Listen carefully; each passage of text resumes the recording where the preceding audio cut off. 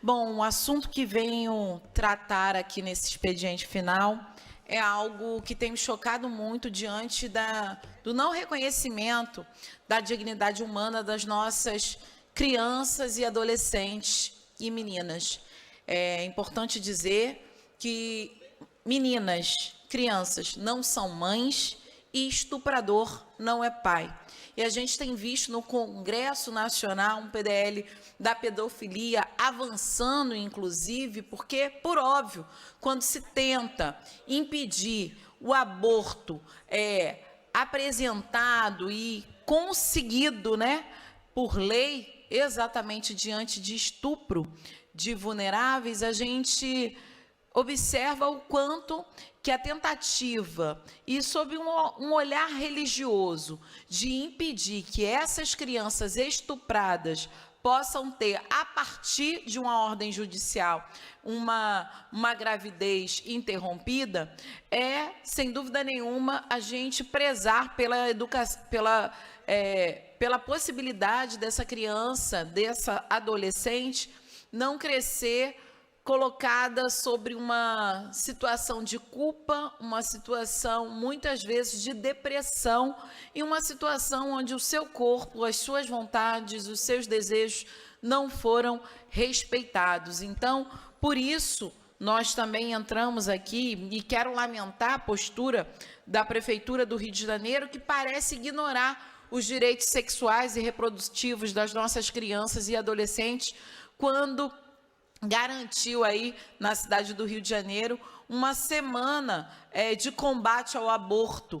Falar de aborto previsto em leis, em casos de feto anencéfalo, em casos de violência sexual e estupro, em casos de risco para essa mãe, é fundamental e importante. Então, a gente não pode achar razoável que a Prefeitura do Rio de Janeiro garanta que haja uma semana que destitui essas crianças e adolescentes da sua integridade física, emocional e põe em risco o seu futuro. Então, deixar aqui o recado evidente de que criança não é mãe e estuprador não é pai. É por isso que nós apresentamos aqui um projeto de lei para instituir uma campanha permanente, e o nome dessa campanha seria Criança Não é Mãe, justamente para a promoção de conscientização sobre os direitos sexuais e reprodutivos de meninas vítimas de violência sexual. Ou a gente entende que, por óbvio, a gente, muitas vezes, em nome da família, em nome da religião, se deixa de acolher e proteger essas crianças e adolescentes que os números demonstram que são vulneráveis e são estupradas dentro da própria casa, muitas vezes por aqueles que deveriam protegê-las, como pais, padrastos, enfim, todo um rol no seu entorno que deveria protegê-la e coloca ela ainda em risco. Então, por isso, eu espero votar em breve esse projeto de lei aqui na Assembleia Legislativa. E aí, a gente precisa lembrar que, já mudando de assunto, mas também garantindo o debate à luz da COP30, que está acontecendo em Belém, no Pará, justamente para trazer o debate sobre o ponto de vista das mulheres e das feministas com relação à catástrofe climática que já nos cercam, né? A gente já viu o quanto que isso pesa sobre as mulheres, em especial as mães solos, diante das tragédias climáticas. Então, nesse sentido, a gente fez um pacote de projetos de leis que nós assinamos conjuntamente aqui com a bancada progressista, que fazem parte do MEL, que é Mulheres em Luta, um grupo importante aqui no Brasil. Então, assinamos junto com Élica Takimoto, Marina, do MST, Dani Balbi, Dani Monteiro, mulheres que estão também trazendo elementos centrais com relação à mitigação e toda a situação de vulnerabilidade com as quais as mulheres são colocadas diante de tragédias ambientais. Então, nesse sentido, um dos projetos de lei que a gente apresentou aqui na Assembleia Legislativa, estabelece uma política estadual de mulheres guardiãs, lideranças na prevenção de riscos ambientais. Um outro projeto cria uma política estadual também de comunicação de riscos e prevenção de desastres no ambiente escolar. E estabelece ainda diretrizes para a comunicação e alertas junto a instituições de ensino e para a cooperação entre órgãos de educação e proteção e defesa civil. Além disso, um projeto que institui um programa estadual de incentivo ao uso do transporte público coletivo por ônibus, inclusive trazendo a implementação da tarifa zero nesses momentos de catástrofes.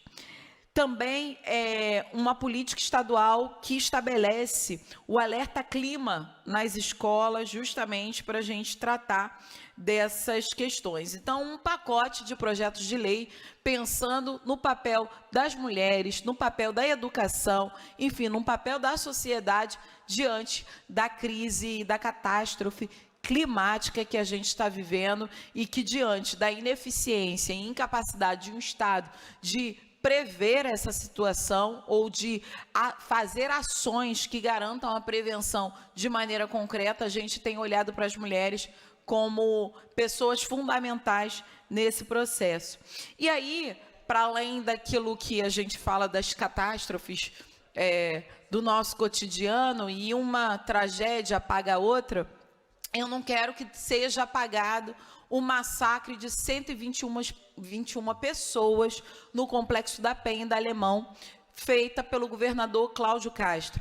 E, nesse sentido, obviamente, que quando a gente fala do Estado Democrático de Direito e da Constituição brasileira, a gente não quer que os nossos policiais e nem o governador se comprometa com processos de barbárie que os próprios criminosos cometem. Então, nesse sentido, o massacre no Complexo da Alemão e da Penha, para mim, fica muito evidente que as forças policiais juntos, comandadas pelo governador Cláudio Castro, na verdade, fizeram igual ou pior do que criminosos fazem cotidianamente dentro das favelas e periferias. E a gente não pode achar razoável que no Estado Democrático de Direito um governador ache sucesso cometer crimes também ao apagar das luzes diante daquilo que ele já rasgou há algum tempo, que é a Constituição brasileira. Então, nesse sentido, fizemos várias iniciativas aqui pela Assembleia Legislativa, junto a outros deputados e deputadas, e uma delas foi pedir o impeachment do governador Cláudio Castro. Como eu já disse aqui, o governador não pode se comportar como criminoso aplaudindo assassinatos, inclusive o assassinato de policiais. Não dá para a gente achar que foi sucesso uma operação que deixou 121 pessoas mortas, que parou por uma semana o Complexo da Penha e o Complexo do Alemão, que inviabilizou a vida da população na cidade do Rio de Janeiro inteiro, impactando inclusive a região metropolitana. Muitas pessoas também não conseguiram chegar na Baixada Fluminense. Então, nesse sentido, esse governador merece sim que essa casa olhe o pedido de impeachment que entramos contra ele, porque não dá para a gente ter um governador que flerta com o nazismo, com o fascismo, que acha que política pública de segurança faz com o sangue negro das favelas e periferias.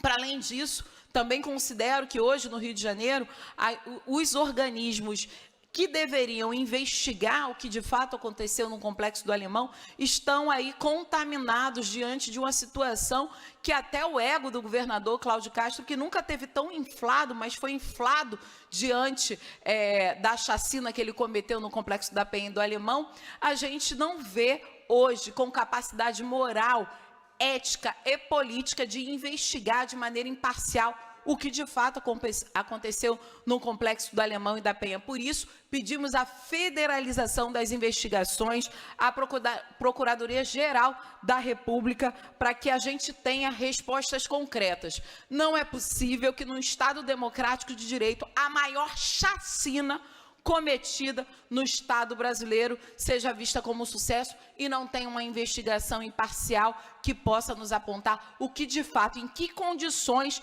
foram mortas todas essas pessoas, em que condições foram mortas, inclusive, os policiais que foram colocados numa situação completamente absurda, ao meu ver. E aí, nesse sentido também, requisitamos que o Ministério da Justiça atue como observador externo nas investigações. Requisitamos também a ação imediata do governo federal junto à relatoria da ONU e da OEA. Solicitamos ao Itamaraty que encaminhe pedido de visita e relatoria especial da ONU, em especial com aqueles que possam ver as execuções extrajudiciais que ocorreram no Complexo do Alemão e no Complexo da Penha. Além disso, fizemos uma representação ao Ministério Público Estadual, solicitando a apuração da operação e a fiscalização do uso da força letal. Fizemos também representação no Ministério Público Federal por perícia independente, é isso mesmo, para garantir a imparcialidade e a integridade das provas. Denunciamos aí a ONU pedindo acompanhamento internacional por perícia independente e por responsabilização. Mesma denúncia à OEA com o relato das violações, solicitando perícia independente e responsabilização.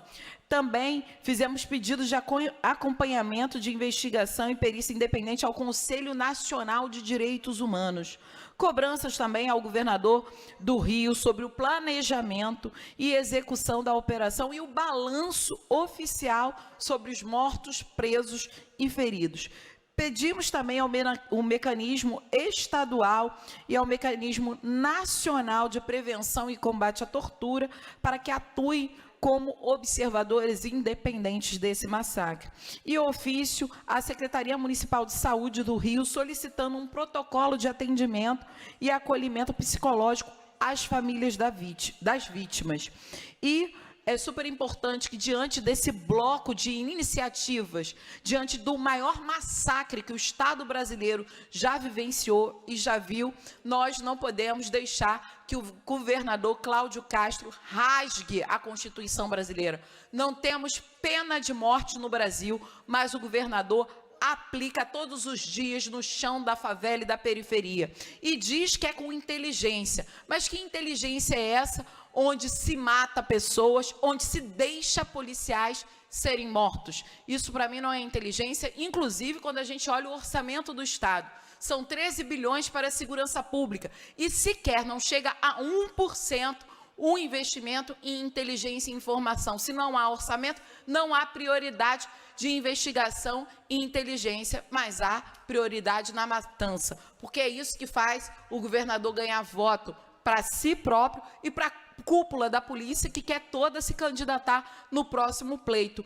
Então, eu não vejo como outra alternativa a não ser pedir o impeachment do governador Cláudio Castro. Não é possível que um governador se comporte como um autoritário, que se comporte como alguém que pode decidir entre a vida e a morte. Não temos pena de morte no Brasil, mas o governador decretou a pena de morte para se eleger no estado do Rio de Janeiro, porque a sua popularidade aumentou e é absurdo a gente ver a popularidade das pessoas aplaudindo por pessoas mortas. A gente não pode entregar na mão do Estado a decisão sobre a vida e a morte da nossa população. Pelo contrário, a gente tem os instrumentos de justiça, a gente tem instrumentos que possam investigar e, inclusive, acabar com todo o aparato de tráfico de armas, que concretamente vieram, mas o resultado da operação foi que tiveram quase 100 armas apreendidas. Ora, no caso de Marielle Franco, foram 117 fuzis apreendidos sem dar um tiro. E estava lá, vizinho do Bolsonaro. Então, nesse sentido, olhar que quando inteligência e informação funcionam de verdade, não é necessário deixar um banho de sangue e rastro de sangue de policiais e da população no estado do Rio de Janeiro. Então, o governador Cláudio Castro precisa ser responsabilizado na forma da lei. Muito obrigada, senhora presidenta. Não havendo